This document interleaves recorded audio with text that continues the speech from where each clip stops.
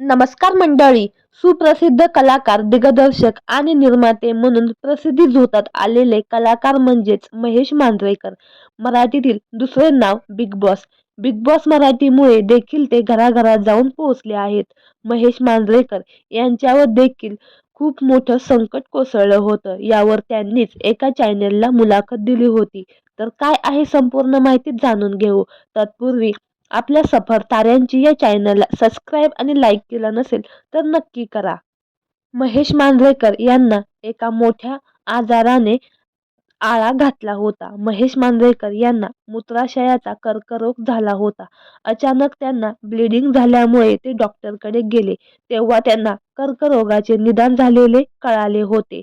त्यांनी खूप दिवसापासून लघवीचा त्रास होत होता, पण त्यांनी याकडे दुर्लक्ष केले होते. जर मी तेव्हाच योग्य निदान घेतले असते तर आज माझे मूत्राशय वाचले असते. माझ्या आजाराबद्दल मी जास्त बाऊ होऊ दिला नव्हता. तरी देखील काही सहकाऱ्यांना याबाबत समजले. तेव्हा त्यांनी मला परदेशात जाऊन उपचार घे असं सुचवलं. पण माझ्या डॉक्टरांवर खूप विश्वास होता, म्हणून मी इथेच उपचार घेतले. केमो सुरू असताना त्याचा फारसा त्रास मला झाला नाही. ऑपरेशननंतर मला बरे होण्यासाठी 3 महिने लागले होते. या काळात जवळपास 35 किलो वजन माझे कमी झाले होते.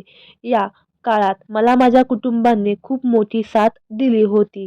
तर मंडळी, आज जो काही मी आहे तो फक्त तुमच्या प्रेमापोटी.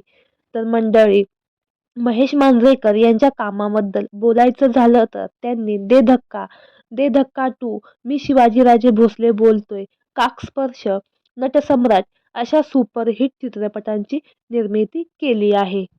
तर मंडळी, तुम्हाला महेश मांजरेकर यांचा कुठला चित्रपट जास्त आवडतो हे आम्हाला कमेंट बॉक्समध्ये नक्की कळवा. धन्यवाद.